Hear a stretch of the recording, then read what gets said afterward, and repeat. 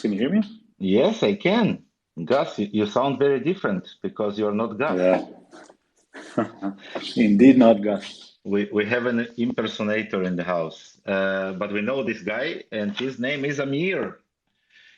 Hi, Uh, guys. yeah, and he will be kind of, I think, replacing Gus because probably he overslept. I think that's the best thing that can happen. You get some sleep that you really need instead of doing all of those spaces. Yeah.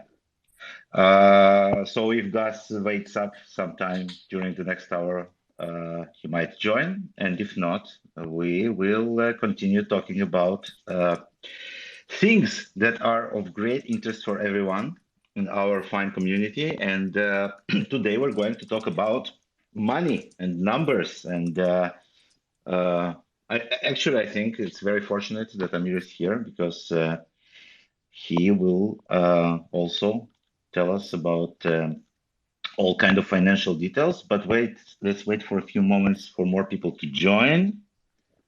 So we have a long list of topics to cover. We will, as I said, start with a question, as somebody in the community put it, how broke are we? So that's going to be the first issue to address. And then we have a lot of additional topics. Let me go over the list here. Okay.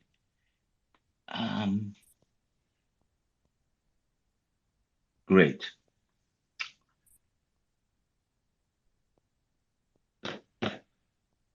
One second.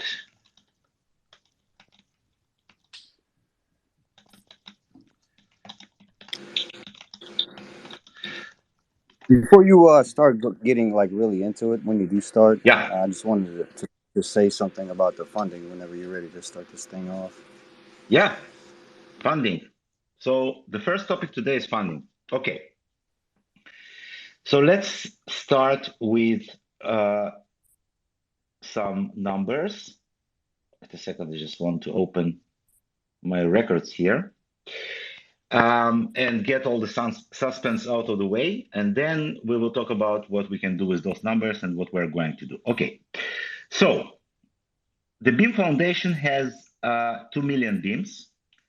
1 million, and I'm doing my best Dr. Evil impression here, 1 million beams is already matured, and the other million is going to be maturing slowly over the course of this year, 2023.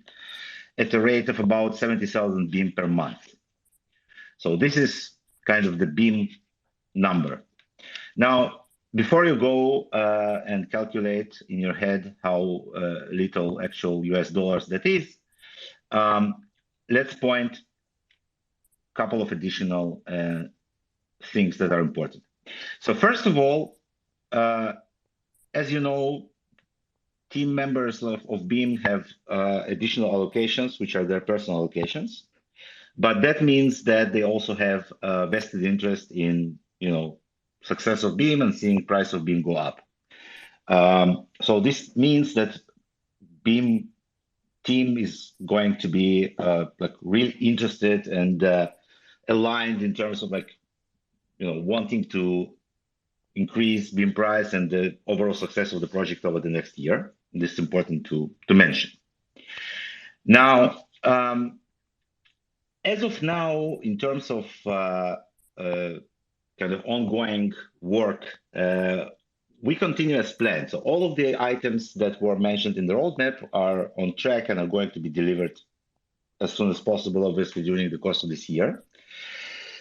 Now, in addition to that, we also have BeamX. So BeamX does not have a price yet, but it will once we launch the DEX. And in addition to kind of the BeamX allocation that was already distributed to the investors, it's important to remember that we only distributed about half.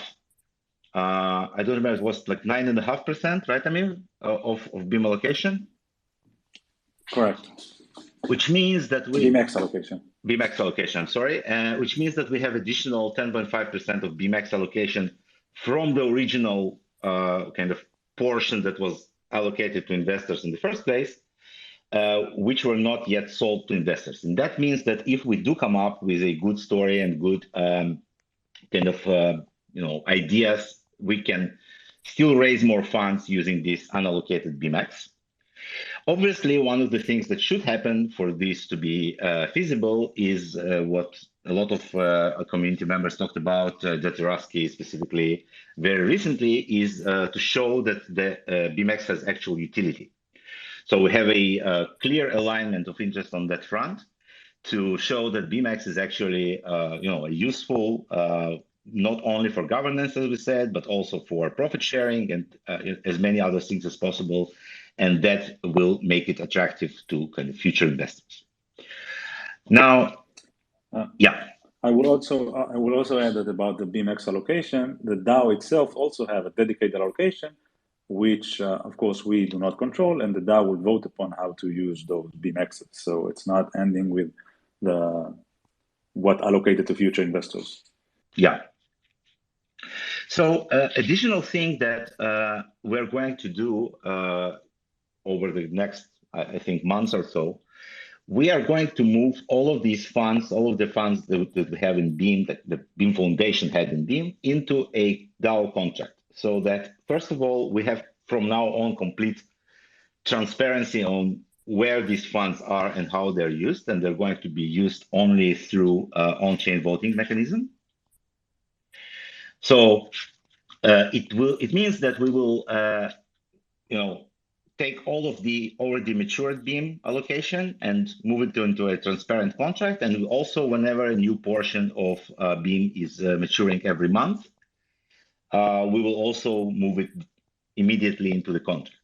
So this is going to remove all of these questions like where or how much we have and where these Beam are going forward. I think it's very important, not just for transparency, but also to make this important next step into the DAO governance. So, we will see how much we have in terms of Beam and how much we need to allocate for different bounties or any other activities.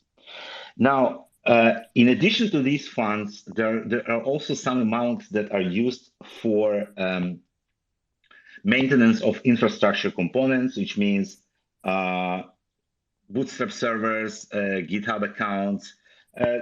They're minimal, like we try to minimize our expenditures there, obviously, but there are still some payments that we need to make in US dollars for various providers of services, and those are covered for the next at least 2 years, right? Outside of the sums that I have mentioned, we also have covered the infrastructure for a foreseeable future, I would say. What else is important? Do you have any questions so far? Yeah, I actually got a couple of things that I wanted to say. I'm not sure if you guys looked at the Discord or not, but ETC Co-op is doing the first rounds of grants. Mm-hmm. And the reason why I bring this up is because you guys already know I'm a diehard ETC fan because it's the original Ethereum machine, virtual machine. Mm-hmm. But there's right now being a lot of funds is being poured into Ethereum Classic ecosystem to kind of grow it because nobody's been developing on it. But I think we're going to see a lot of changes here coming soon, considering it's the last remaining POW version of Ethereum, or the ETH chain. We're not talking about clones like BNB and stuff like that. I'm talking about the original Ethereum chain. So there's going to be a lot of funds pouring into it. A lot of teams. There's actually already 8 teams have already signed up for the grant application. So the reason why I bring this up is, number one, there's many ETC guys who are looking for a privacy vessel. Why? Let's say my wallet got compromised and I just simply want to move my funds without being tracked to a new wallet, and bridging Beam would add that capability. Number two, there's absolutely zero privacy projects on Ethereum Classic. Number three, this would get a lot of people looking at Beam. You guys would not only make history by releasing the first mainnet of Mimblewimble, you guys would make history by be the first project to introduce privacy to Ethereum Classic. And let me tell you, there's a lot of Beamers in the Ethereum Classic community. So I would highly encourage Beam Team to apply for a grant. There's people applying up to like $250,000 just to develop, to work on ETC. So you're working and trying to bridge to Ethereum. You're not making off of that.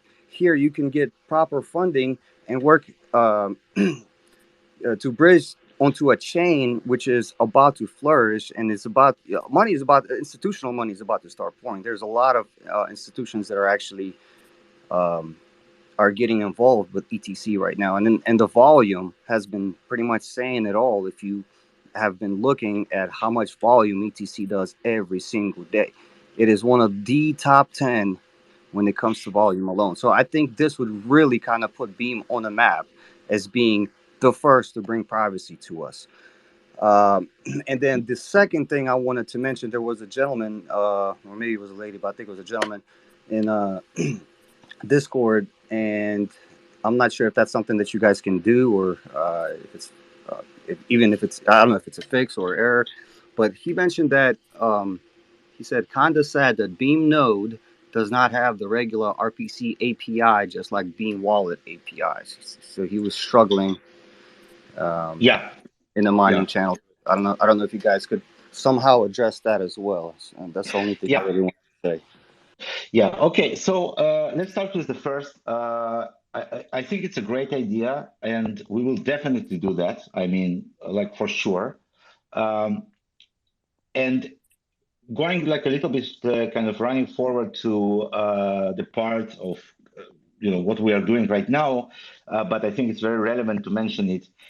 So in addition to bridges, which is obviously a way of moving liquidity between chains, one of the things that we're currently working on is really developing this idea that we had of making users of MetaMask able to work with Beam Network.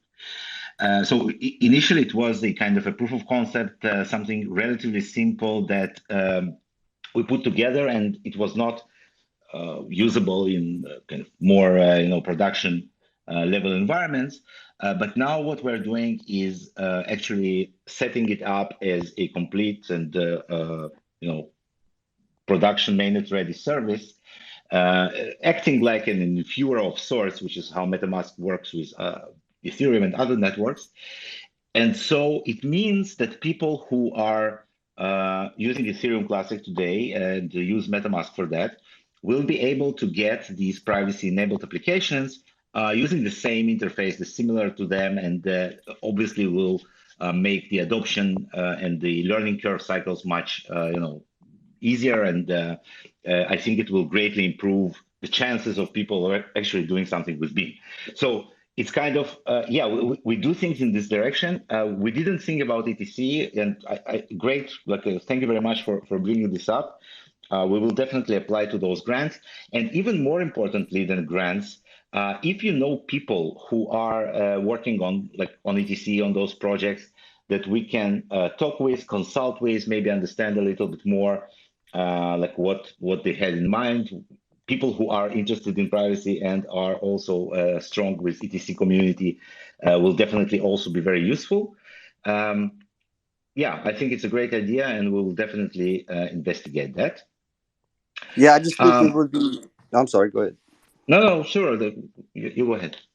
No, it's just the reason why I bring this up is just because there is. It's not just the fact that there's going to be a lot of development happening. I just think that Beam has this opportunity, and it's a very rare opportunity. You think about Ethereum, right? There's already privacy projects here and privacy projects there. There's a shit ton of ERC20 tokens. So you pour in all this work, and you're going to end up in an ocean of shit tokens, right? Now you do this on ETC, not only you're going to be the first, you're going to be unique to ETC, and then also you're not going to be lost. It's like, who's Beam, right? Now Beam is, it's going to be the only one that's bringing us privacy. So I really think that Beam has an opportunity and a chance to make a history here. So I really do hope you guys apply. We sure will. I totally agree.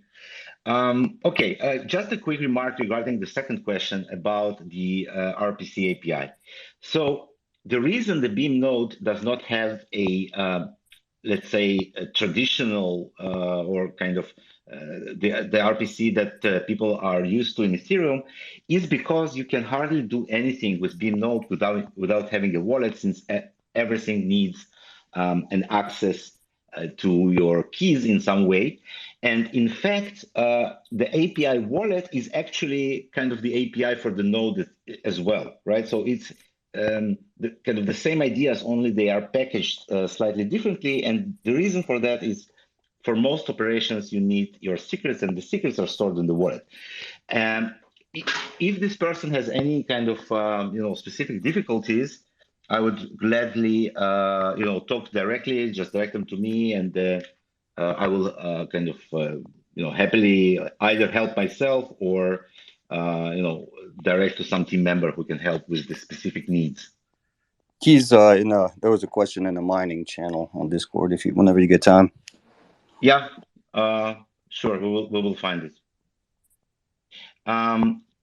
Okay, just moving on. We have another speaker request, right? From Tinfoil. Amir, can you approve? Oh, maybe I can. Oh, I already did, actually. Yeah. Yeah. Hi guys, really happy to join you again. Like after a long time. Sorry, I was banned from Twitter for some reason.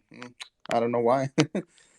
Anyways, so just like first of all, I would like to start by saying like I'm really disappointed with the Binance decision. Like that's crazy. Like they listed Beam as like the privacy king, and really don't understand. Like, can you explain a little bit why Mimblewimble didn't catch up? It was like the biggest ever hype in 2019. Like what happened? Like, I'm trying to find answers, couldn't find any.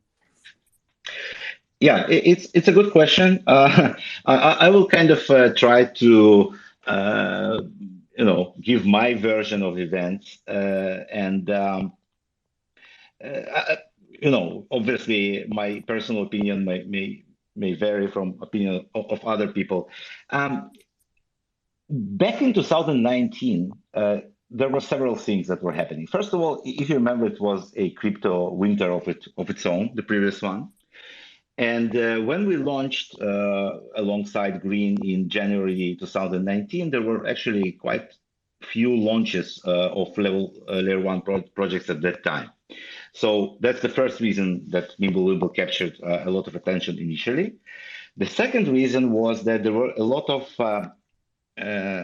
money kind of being behind mining Green back in the day. Like large organizations wanted to mine Green, and the release of Beam, I think, spoiled this effect a little bit, separated the communities, and it did not pan out like as they hoped it would. But that's what generated the initial attention. After that, what happened is, so the bear market continued for a while, and then it was replaced by a huge bull market, as you know. But back then, the focus already shifted from kind of just a transaction blockchains to DeFi at first, and then NFT. So we had a few shifts of focus in terms of like the hottest new thing, the hype, like something that everybody follows. And at that point, they established communities like Monero, especially like Zcash a little bit. They had enough traction because they were kind of born before 2017. 2017 was the boom of all those different layer one projects. And they sustained their sites, well, most of it at least. And they actually, the Monero did really well also during the last bear market as well, which is great. And Beam, despite it being very active in development of new features and new functionalities, did not manage to kind of climb that hill of awareness, neither in like size of active users, even though it did increase, but it was never like explosive. nor in the price. So that's, I think, what kind of happened. It was a combination of many factors. One is that we were not dedicating enough resources to marketing. We did not use a lot of the tactics of other projects, like we were not sponsored by large organizations. We didn't do any, scammy things or promising 20% return on anything. So we were kind of, everything has its like upsides and downsides. So yeah. And this was kind of the situation, yeah. And the other question I had, like, what, like I have been like following Beam, but like I couldn't find a like satisfactory answer for what happened to BeamX right now. Like it's not even on exchanges yet, and like I was like, are we a little slower in development, or like maybe like is there a funding issue? Like we can do something about that. Like maybe like I don't know. Like can you explain just a little bit on that? Yeah. So the BeamX, since it was officially launched, it had, I would say, kind of two periods or 3 periods, depending on how you count. So initially, what we have done this risk-free staking. People locked their Beam and for a limited amount of time, and got yield in BeamX, and then got their Beam back. So it was locked for a time, and then it was made available again. So it was kind of risk-free. There was no Beam taken for that. And during this period, we have distributed 1% of BeamX allocation, which is 1 million Beam. And then the idea was to kind of move forward in 2 steps. The first step is the governance. So we did create a voting contract. We have never used it once, but it is there and it's working, and the epochs keep ticking. So the idea was that, let's say we are moving slowly to the DAO structure, and during this transition, we are raising questions to be voted on chain, and whoever holds these tokens can participate in the voting process. And the third portion of that roadmap is the distribution of rewards generated by the applications that are part of the Beam DAO, right? So, for example, of such application is bans. Whenever somebody purchases a ban's name, the funds are all the funds for this purchase go to the DAO treasury. And out of this treasury, it will be allocated to BeamX holders using periodic voting process, during which we can determine which part of the of Beam accumulated in the vault we want to distribute as kind of dividend, which part we want to keep for like stability pools or whatever. So we can actually decide what to do with these funds as a DAO. So these are the 3 steps, right? The promotional staking, then the governance part, and then the kind of participation in the DAO profits. So we did the first one. We did the second one, like we implemented the second one, but we didn't use it properly. We didn't do any kind of ongoing decision making using BeamX. And then what happened is that we did release just one application that was kind of accumulating funds in the DAO treasury, and then we got kind of delayed in releasing all the others. And so, in terms of like what we need to do, now in the near future, obviously, coming months, is to complete these missing parts of the roadmap. Okay. So first of all, once we move all the Beam into the DAO treasury, it will create a relatively significant amount of funds. So it will be much more transparent and much more relevant, to talk about, I don't know, bounty allocations and other things. And also we will complete all the rest of the applications, the DEX and the bridges, both of which are generating profits for the DAO treasury. Another, by the way, application that is going to generate similar profits is Nifrit, and a lot of people in the community asked about the update on Nifrit, which is developed by a separate team. So Nifrit, they had some technical delays, but now they're going back on track, and they hope to release the version for .NET and then mainnet in the coming, I don't know, 3 or 4 weeks. So they are moving forward now, which is great news, I think. Sounds great. Yeah. Yeah. So this is actually the BMX story. Okay. Now, in addition to, so first of all, once we have launched the DEX, it will be tradable internally. Right now, it's tradable through asset swaps. Regarding the listings on centralized exchanges, now what's happened, and here I think Amir will provide more details. In the bear market as right now, obviously for a relatively small project like Beam, all of the exchanges that are frequently mentioned in our community groups, KuCoin, like what else? They all demand relatively high listing fees, right, Amir? Indeed. Indeed.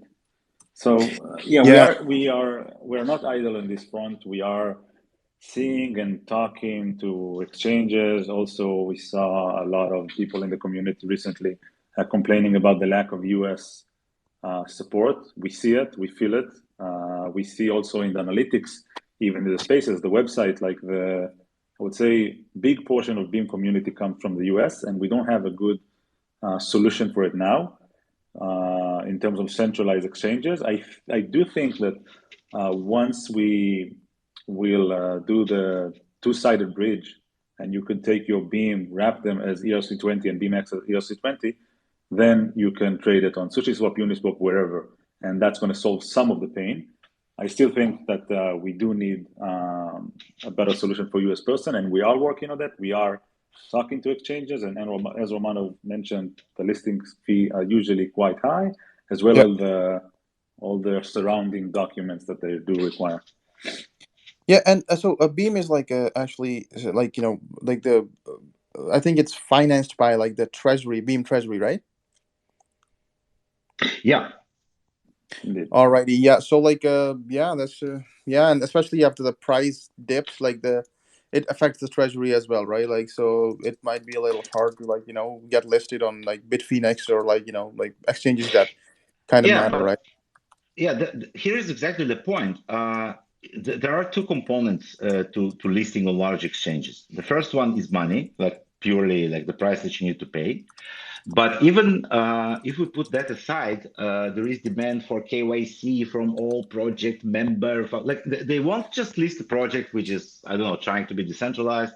They really want, personal responsibility, and they want security deposits, and if something happens, they take it. So there is a lot of kind of additional procedures. It's not just like pay and go.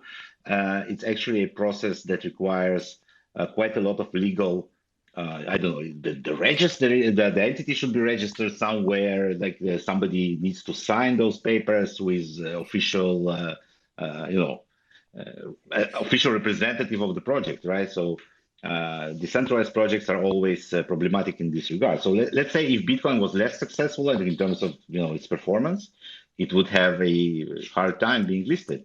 That's why green is not listed almost anywhere, like in big exchanges, because there is no one there to sign for these papers. Nope. So yeah, it's not simple. But what will definitely happen, as Amir said, in addition to having our own DEX and bringing liquidity from Ethereum to Beam, we will also wrap Beam and BeamX as ERC20 tokens, so they will be tradable on existing exchanges there. And the listing on, first of all, like the listing on, I would say, more friendly exchanges like Gate and probably others are definitely possible for BeamX. I'm not sure like if any kind of larger exchanges will pick us up anytime soon, but once again, that's a question of demand and performance, right? So it's kind of work in progress. So yeah, one of the things that I think will help Beam adoption and also Beam integration with exchanges, interestingly enough, is the work that was done by Vladi, who is actually here with us, on integrating the Ledger wallet, Ledger hardware wallet. And the reason it's becoming important because, as you know, exchanges now, especially the larger exchanges, in addition to kind of standard security requirements, they're also required to provide regular proofs of funds, proofs of their holdings, right? And auditing companies, the companies that provide auditing services for the exchanges, they demand a very specific level of like how the keys are held and managed. And I think the Ledger integration, in addition to being very useful to regular Beam users, is also going to help us in this regard. One of the last topics of conversation with Binance, like before they delisted that, and actually even after, was the Ledger integration. It was very important for them to make sure that they could keep the keys on Ledger hardware wallets. And I think most of this comes from regulatory pressure on, having proper protocols. And thanks to Vladi, kudos and many thanks, we actually made this happen. It was a very difficult task of squeezing all of the Mimble-Wimble magic into a very, very small device in terms of memory and processing power. But yeah, Vladi did it. It's amazing. And even he managed to integrate the installation process for the application that you need to use Beam on Ledger into our CLI wallet. So for Beam users right now, like it's super simple, one-step process, just, run hardware wallet in it and you can set it up without any hassle. Once again, Vladi, thanks a lot and great job. Okay, before we move on, a couple of questions here. So one was about SBBS addresses. Why do we have like long ones and short ones, and why the long ones do not, fit into most exchanges and stuff like that. So the problem that when we have added more transaction types, Linatos transactions, offline transactions, and max privacy, like all that, we had to keep backward compatibility in order to avoid problems with exchanges, because we knew that many exchanges are not responsive enough. Like when you are doing a hard fork, it's fine to update the binaries, the node binaries, but it's another thing to fix the front ends that are doing the address validation. And we were always scared that something, is going to go wrong, and then people will not be able to deposit or withdraw with certain exchanges. So we always kept this backwards compatibility option to use the old SBBS address, which was only usable for online transactions. Now, obviously, one of the exchanges that we were most scared about was Binance. Now that it's not a problem, we will probably reorganize that during the next hard fork, and we will fix these various addressing issues that we have accumulated during the long period of development of different features. But yeah, it's a great question. It's very messy and very confusing, especially at first, especially for users who are coming from kind of more conventional addressing schemes, what that even means. One interesting point about like the importance of actually organizing these issues, that we have now that you're using hardware wallet, you have basically two different entities. You have the sender and the receiver, the actual, wallets that are sending and receiving, and you also have how the message is sent. And SBBS is, after all, merely a transaction kind of middleware that sends messages between the wallets. But what is important is that the person that you expect is actually signing the message on the other side. And we have long implemented support for that. At first, we called it Wallet ID. It was kind of a bad name because immediately the word ID raised concerns of, identity and tracking and all that. We were trying to find a better word for that, but the point remains that you have a signature of the wallet, and in hardware wallet, this is especially clear because it's a different device doing the signing. When it's all happening in the same wallet, it's kind of part of the same process. But now you have to explicitly confirm the signature on the hardware wallet. And then the SBBS is just a mechanism that sends the message and receives the message from your peer to whom you are sending the funds. So we'll definitely have to organize that and make it much more structured, remove all kinds of redundancies there, and clarify this addressing scheme. Okay. Any more questions before we move on? No. Is there a way to, like, I know you don't have to show it, but like, is there a way to, like, some address to? No, yeah, but Beam doesn't have addresses, right? To see, like, how much treasury has, like, how long they can last, or like, do they need donations, or how is? Yeah. So I mentioned this in the beginning of the call, and I will gladly repeat it again.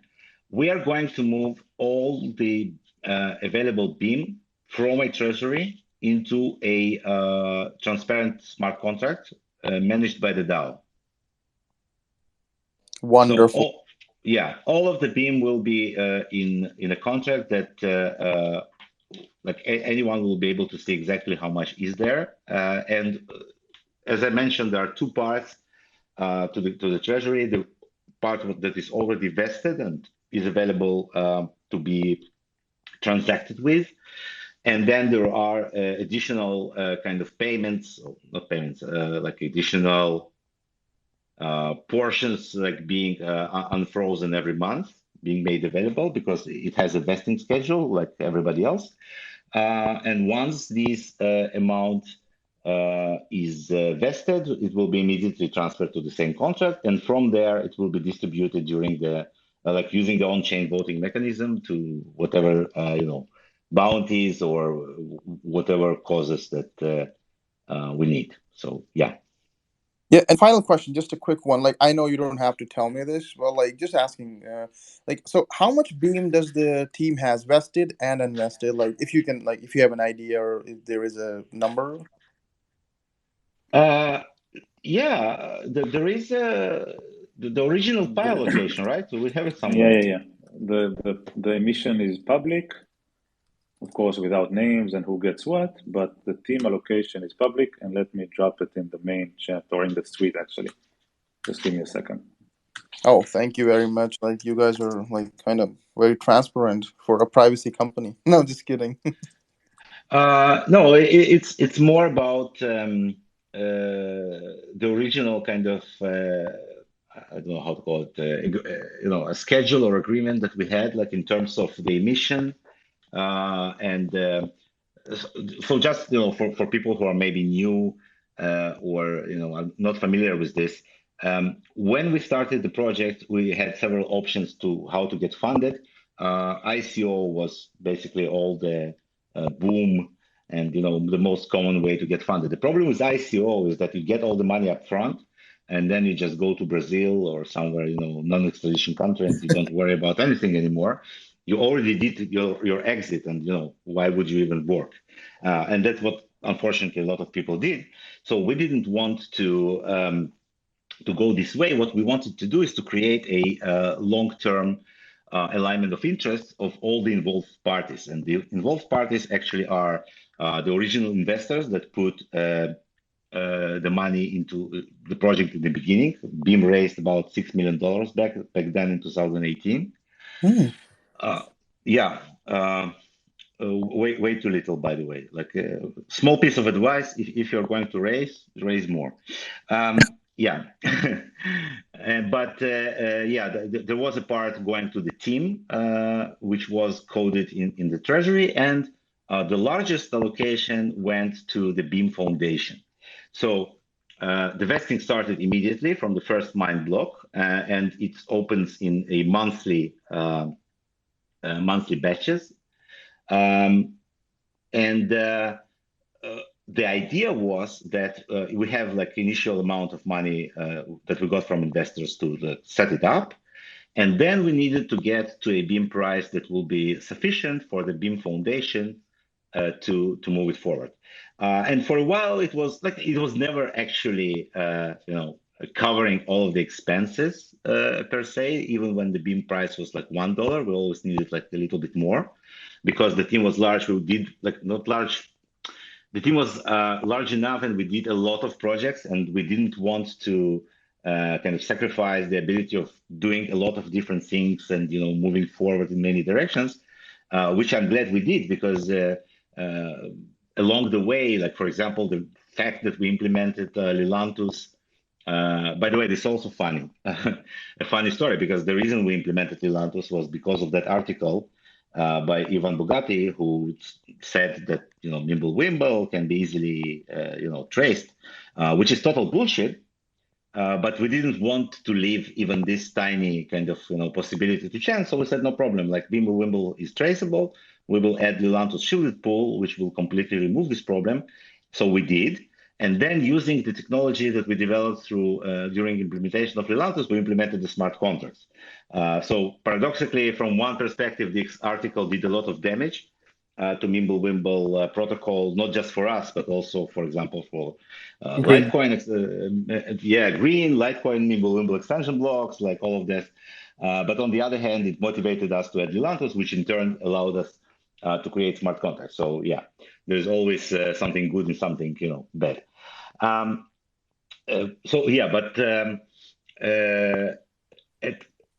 current prices, like obviously it does not sustain like too much development time, but it did allow us to create long-term kind of alignment of interest, right? So when we closed the company, initially Beam was a company, we closed the company, we transitioned to Beam Foundation after about what, 2 years, something like that. And the Beam Foundation was 3 years, yeah. The Beam Foundation was a non-profit registered in Singapore with a completely separate board of directors. Like us project like team members were not on board of this foundation, and the foundation governed this, the protocol in like strategic manner. Like every 3 months, there was a kind of a roadmap proposition, and then it was approved, and the money was allocated. And the next stage is moving to DAO, right? So we started it like about a year ago with the creation of the DAO contract and the BMX token. And now we're in the stage that we are moving all of the remaining funds from the foundation. The foundation relinquishes the kind of this economic, part of this process.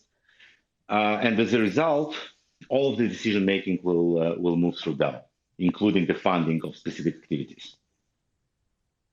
Yeah, sounds great. Sounds great. Answers my question. Thanks, man. Yeah. So I do admit that it's moving like slower than we would want to. But the good thing here is that it is moving and it's working, and eventually we will get there, right? So it's also important to note that the 5 years of Treasury only lasts for 5 years, right? Yeah. This 20% mining reward that goes to the Treasury. And it expires at the end of this year, right? So this is the last year of the Treasury. And it's also halving now, right? That's a good thing. Like it's going to halve next year. Yes, January. and it's going to halve, right? So it's kind of this constellation of events. And the question is where we're going to be in terms of the two things. The market price, obviously, because, bull market is obviously better than bear market. But much more importantly is, in my opinion, where we're going to be in terms of adoption and product market fit. And this is one of the things that we constantly think about. And I would like to separate this into kind of two parts.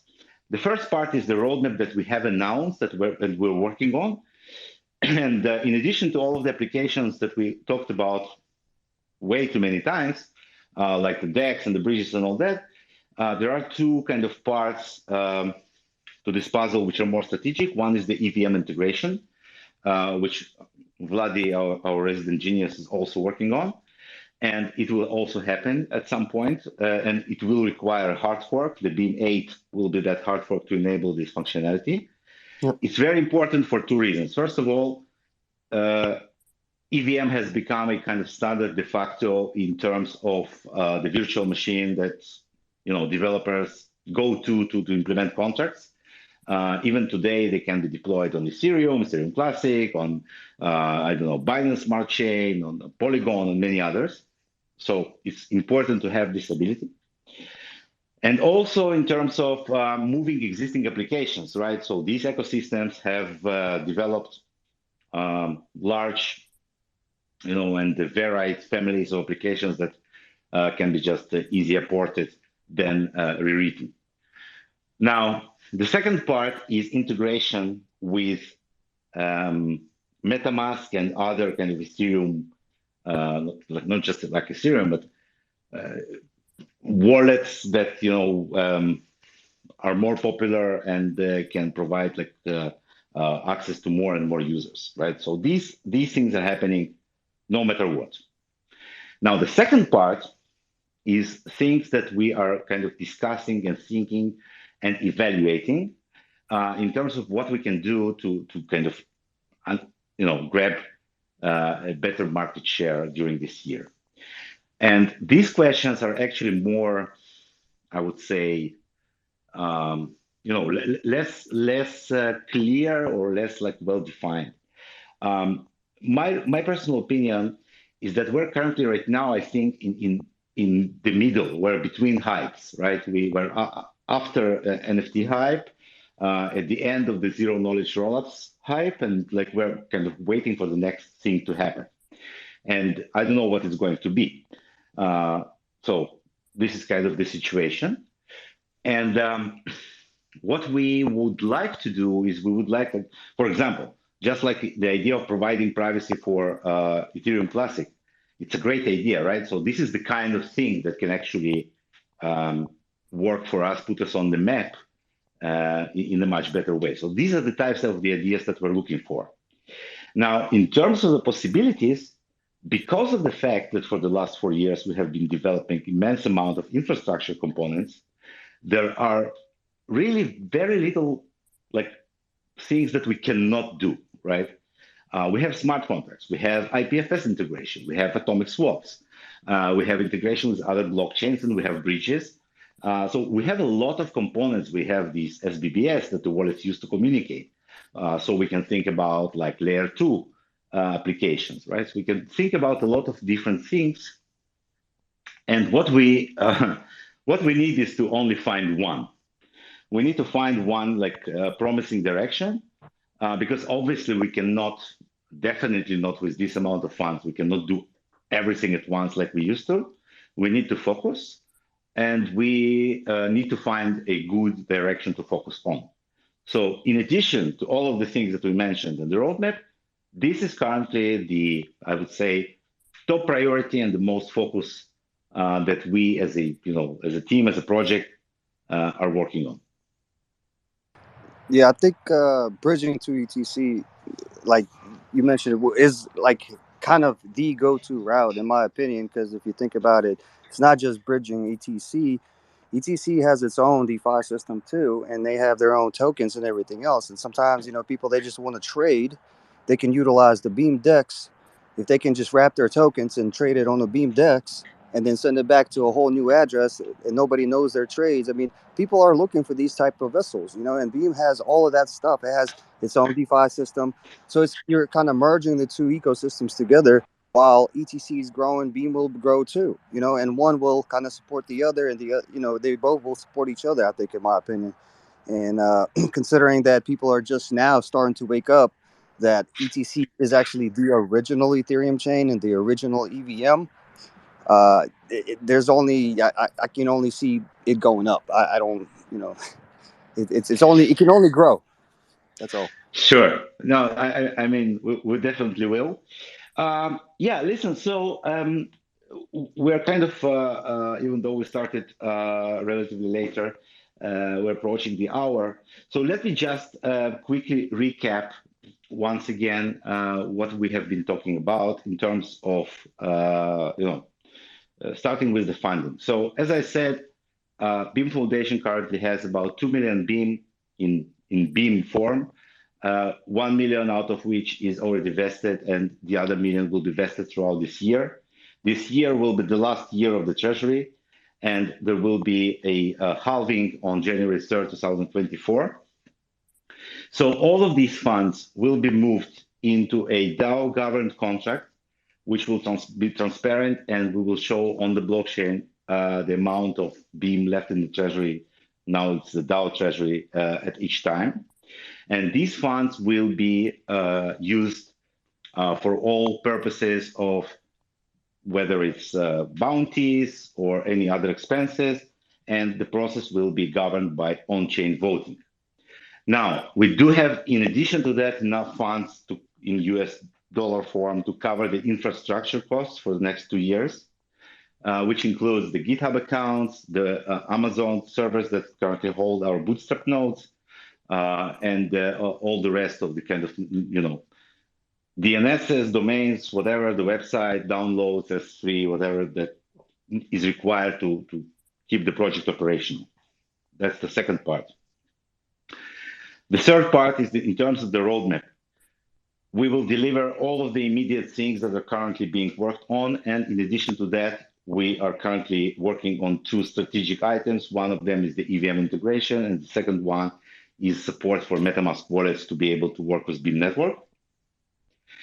And the last one is that we are currently in active search of more kind of strategic directions, integration with ETC being one of them, and others that will allow us to find our place in this year, 2023, and hopefully enjoy the next bull market with a clear kind of goal and market fit, that we deserve.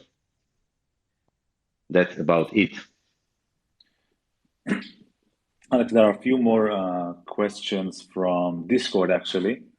Go. Maybe we can try answer them promptly. So the first one is, do we have an update regarding the bridges or the BAM release?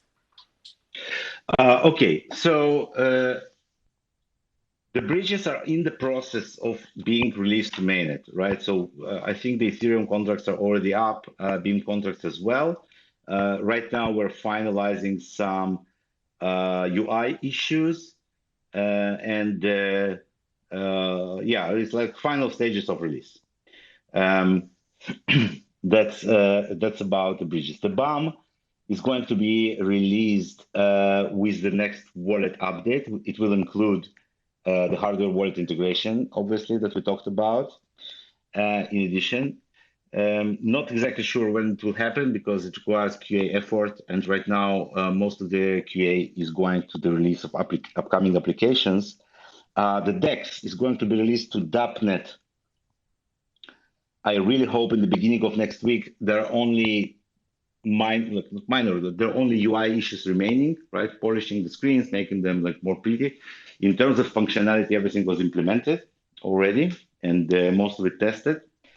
The same goes for Scam, which is not going to be called Scam, but the Asset Minter. The Asset Minter is also implemented at working, and it's only waiting on some cosmetics, right? So without committing to specific dates, I really, really hope that the next week, most of them will be out.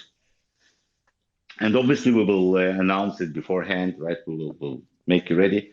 Quite upfront, I would like to tell you, when the bridges are up, please don't go crazy. I know it's a weird thing to say to crypto people, but please don't go crazy, right? Like when the bridges are up, we will tell you in advance, and we will warn you 5 times. Start with small amounts. Let it work. Let it be. Let it breathe. Because I see people moving millions of dollars at the moment. No, please don't do that. Start small. Let's see that everything is working properly. Don't take too many risks. Not because I'm not sure in the tech, because things happen. Don't want to be responsible. Let's start slow. It will be better for all of us. Bridges are always sensitive things.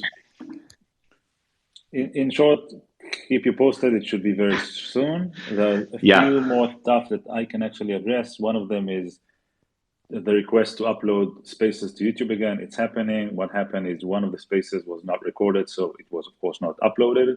And we missed 1 week on purpose due to sickness. This one is recorded, but I do need to mention that the first 5 minutes was not recorded. It was my mistake, but this one will probably be uploaded tomorrow morning by Beam Africa. Thank you for that, Beam Africa.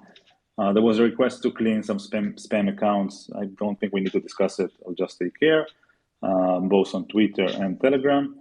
And there is a request to update Green Ifrit, but I think you kind of did it. And as Alex said, it's not us, but we can try to ping the team and see their status. And the last question, which I cannot address, is about the possibility of mineable CAs. I will answer very briefly, and whoever asked, please contact me directly, and we will talk more about that. It's possible with the kind of trying to understand what you mean by mineable, because like a CA is just is just a token which can be created using any rule that you want. So you can encode it in a smart contract. For example, let's say you want a proof of stake, right? CA with like creating new tokens on every, I don't know, voting cycle. That you can do that, no problem. You just code the proof of stake logic in your contract, and new CA is created every, I don't know, voting cycle that you define to be, I don't know, 1 full day of blocks or whatever. So yeah, it's possible. Theoretically, you can even do a proof of work one, depending on what your goals are. Yeah, but you can definitely create a contract that creates confidential assets periodically based on some specific rules. Yeah, can be done. One last thing I wanted to ask real quick: what is sure. Is Beam going to be doing anything about marketing this year? Because I think that's one of the biggest drawbacks. We are, and okay. So 2 things. First of all, what we are going to do from our side, we will take some small amount of funds that we still have somewhere. I'm talking like the funds outside of the Beam that we just discussed. And we will try to use them to promote Beam using the standard channels. Usually, whenever there is a launch or before the launch of some part of the product, let's say before the launch of DEX, we were doing a PR push, which is kind of a press release that we prepare, and it's being promoted in several medium-sized crypto outlets. CoinDesk will only write about us if something really bad happens, so we don't want that. Or maybe we do, but I don't know. Anyway, that's the first part. The second part, if you are seeing or encountering any conferences, AMAs, I don't know, talks, whatever online events that we can participate in, please let us know whenever you encounter them. Because sometimes we do miss events, like something we could have been registered, especially events that are related to privacy or like any other topics that lie within our kind of expertise. Yeah, definitely do that. Needless to say that, like, if you see just a group of people who would like to learn about privacy online, like privacy in blockchain or Beam specifically. We can also organize these kinds of AMAs in different communities, like no problem. So bring this to us as much as you can, and we will try to participate and spread the word. I would add on top of that, both in terms of marketing and also integration, like what Dirty Rasky just mentioned. It's amazing. I'm already looking into it, and like we are looking for these kind of connections. Like we'll be active, we'll be with you along the way. So if you're a member of other community and you see a good potential for collaboration, just bring this to our table. Okay, so this will conclude our space today. Thank you very much for everyone joining. It's been great, and we will see you next week. Yeah, Stay safe. See you guys. Thank you. Bye. Thank you. Good night. Bye-bye. Bye-bye.